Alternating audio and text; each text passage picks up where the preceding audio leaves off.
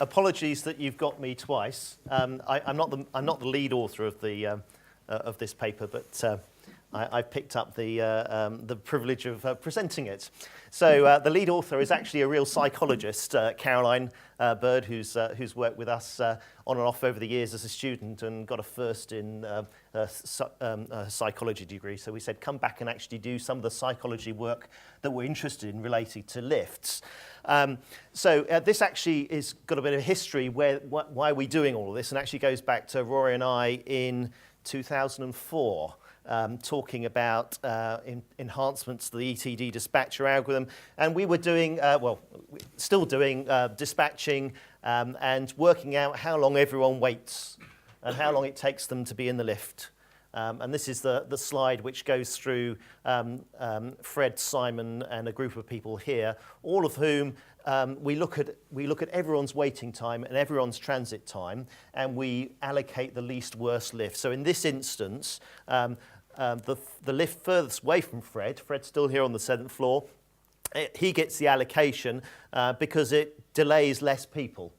This one here is the closest, the best for Fred, but it would delay all these people as Fred gets on and off. And this one is would overlap with Fred, so the cost is high. But this one, Anna gets off before Fred gets on. So actually, although Fred waits a bit longer, we all get there a bit sooner.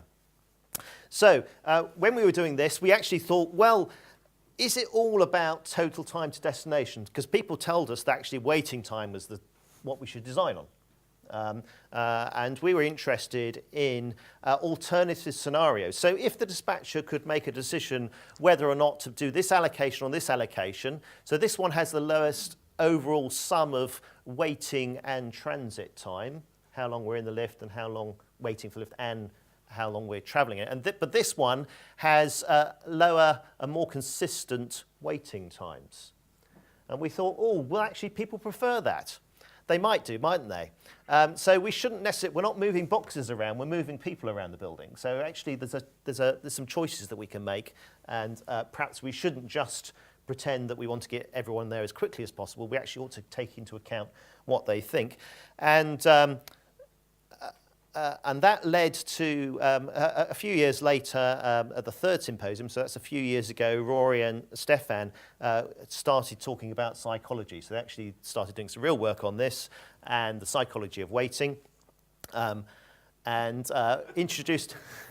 Did you like that one? Yes. And introduced us to this guy called David Meister, who's a proper psychologist who told us some things about psychology. There were some other people, obviously, as well, but this was particularly significant, saying things like occupied time feels shorter than unoccupied time. So if you're doing something, it feels better than if you're just standing there doing nothing. So that's actually why transit time, when you're in the lift, it feels like you're getting somewhere. So it's slightly less irritating than the bit standing in the lift. People want to get started. If you're anxious about something, is the lift going to come? Yeah, that makes it worse as well. Uncertain wait, so if we knew the lift was coming soon, that would make us feel better as well. So all these sort of psychological things. And one of the conclusions of that paper was that someone should do some research.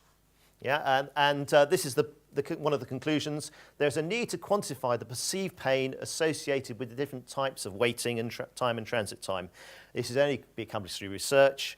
And if we knew about waiting and transit, we could actually design our systems that took that into account. So that's why we're doing it.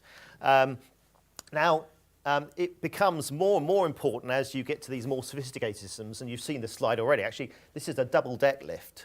Okay, so in a double-deck lift, you have things called non-coincident stops, where you're on the lower cab and someone's loading or unloading the upper cab. And you normally have a display to say upper cab loading or something like that.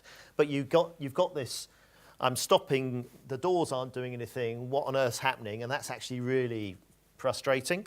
And then you've got, if you've got 2 cars per shaft, you might have this car not going anywhere because actually it's waiting for this car to get out of the way. So you've got these periods of transit which are potentially frustrating. And of course, when you get to these systems, again, you can see why we're interested in this area of research. The waiting time here is virtually nothing. This is a pure up peak, but the waiting time is virtually nothing. because lifts will keep coming. But if you then have to stop 15 times on the way up the building, that could be quite irritating. So we need to not just be considering waiting time or not just be considering transit time. We need to sort of understand really what the psychology is. And this is therefore why we get to this paper. And this, we're not going to solve everything with one paper. There's a lot to actually look at. And so we reduced it to something that we could actually achieve. We did an online survey and we used social media to advertise it.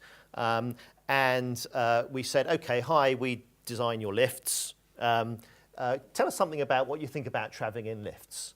And we got about 300 responses. And we can't talk about sophisticated definitions of waiting and transit time within a consumer survey. So we talked about wait times, which is basically how long until you push the button, from when you push the button till the lift comes. And we talked about travelling times. And we didn't talk about different types of transit time, though we did use intermediate stops. So here we go. These are the questions we asked. How do you feel waiting for your lift? And this is the smiley sad thing. And you can see, and how do you feel now you're travelling to your destination? And how do you feel now if you have an intermediate stop? So actually you have to, well, you're travelling, but you stop in that process. Does that upset you? And then what happens if you have to stop a second time? Does that get more painful? And you can probably guess the sort of results we got, which was people don't like waiting. Yeah? These are mean results. Travelling is much better. They don't really like stopping for other people. They really rather get there quickly. And if you give them a second stop, that gets frustrating. You get even more frustrated, you can imagine, in a high-rise building. Question 2. Which of the 3 journeys best reflects how long you'd be happy to wait for a lift? So this journey, it's the same journey. We told them it's the same journey. They've got 3 options. The first option is they wait for 15 seconds. And they spend 45 seconds travelling. Second one is they wait 30 seconds and they travel for 30 seconds. And the final one is they get the lift almost immediately. They wait for 2 seconds and then they spend 56 seconds travelling. So what do you think? Yeah, that's the breakdown. So sort of the extreme one isn't that preferred. Actually, people realise that it's worth waiting a bit to get a better travel time. Yeah, if they knew they had that option. Question 3 was trying to dig down a bit more into those people's perceptions. Okay, so if you chose this one, we're going to try and do a trade-off with you. Yeah, so at the moment you've got 15 seconds wait and 45 seconds travelling. How about wait a little bit longer, but we'll get you there sooner? Yeah, so that's the sort of, so the total journey time is only 50 seconds, which is 10 seconds better, but we're going to make you wait for 15 seconds longer. Does that feel better to you, or do you prefer the first one? That's the answer, yeah. Interesting, isn't it? Even though if they knew that they could get there faster if they waited long, they still want to get in the lift. They want to go, yeah? If you choose this one, so this is the 50-50 people, they're quite happy, sort of 50-50 split between waiting and transit time. What happens if we make you wait significantly longer? Which one do you prefer? Well, it's about 50-50. I think these are quite, it's still actually majority marginally for the longer journey time. They're just waiting around for a long time is very frustrating. Yeah. And finally, these are the people who are just very, very impatient. They just want to get in the lift. They don't care about how long they're in. They want to feel like they're going somewhere.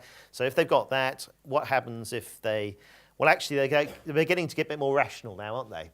Yeah, they're understanding that their very, very short wait is probably not worth it. They could gain some benefit from waiting a bit longer and travelling a bit faster.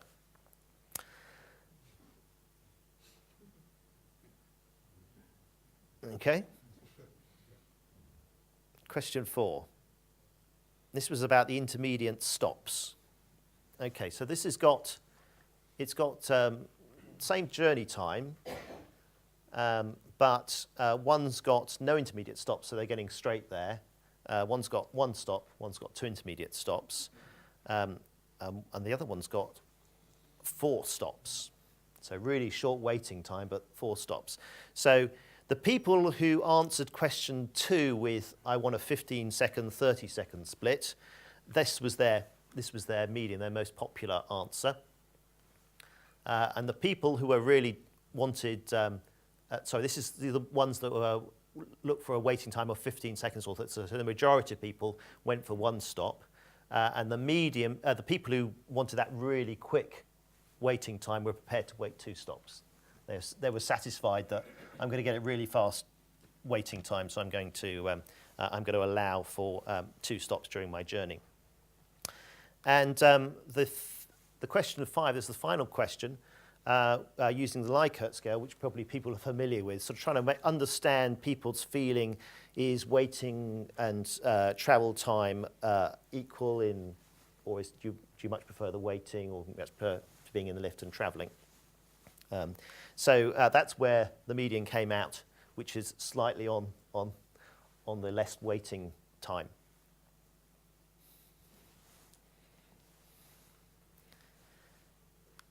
So, fairly basic survey, but that's actually, it's very difficult to achieve a lot more, in certainly initial study. And even this has limitations. People are very difficult to measure, their psychology is. One of the limitations is, of course, we were asking people to imagine their lift journeys. Yeah? And there's research which referred to in the paper which says people imagining something and actually doing them is slightly different. So we've got that issue. We actually, with current systems, they don't get the choice. Perhaps one day they will, and actually you'll be able to configure it. Certainly the technology exists that you could actually set the Likert scale on your phone to say, I like waiting less, or I like transit. It's very, very, very possible to do. We were talking about it years ago, but the technology is in there if you wanted to do it. So conclusions and further work. This is a picture of us discussing the, we spent in 2004, Gina and I and Mary-Lisa and Bruce Powell, we spent, I think, was it 2 days discussing what waiting time meant, 2 or 3 days, debating the meaning of waiting and transit time and all these different definitions. And in Guide D, you've got very comprehensive definitions of what waiting and transit time are. But actually, we need more than that now, because actually different bits of transit time aren't equally frustrating. So all those things to do with stopping, and particularly if you're stopping and you don't understand why you're stopping, is really frustrating. So with all these modern systems where you've got things delaying each other, then actually that becomes really important. That needs to be revisited. People are different. People have different preferences, was one of the conclusions. Actually, it would be nice to be able to configure your lift service. You make people feel in control and probably make them feel better. And this is obviously all leading towards quality of service dispatching. So not necessarily moving people as quickly as possible from terms of waiting time and transit time, but moving it in the way that they actually are happy with the service that they're receiving. Yeah? If you've got sufficient handling capacity. We've got various things still to try and interpret. Things like false stops. So false stops are where the lift stops and no one gets in or out. That can be irritating. Pause in operation due to another cabin. So this cabin is in the way of this cabin, so you need to wait for this one to get out of the way. Actually, what's the significance of that? What's the relative importance of that? And then things like reverse journeys, which we talked about a few years ago in the symposium, in destination systems, where the system has no option other to, it can either refuse to make you an allocation, or it can take you in the wrong direction, which breaks some of the fundamental rules of dispatching. So all these things need to be built into dispatchers which understand people rather than are just trying to move people. That's what we're done. Richard, thank you very much.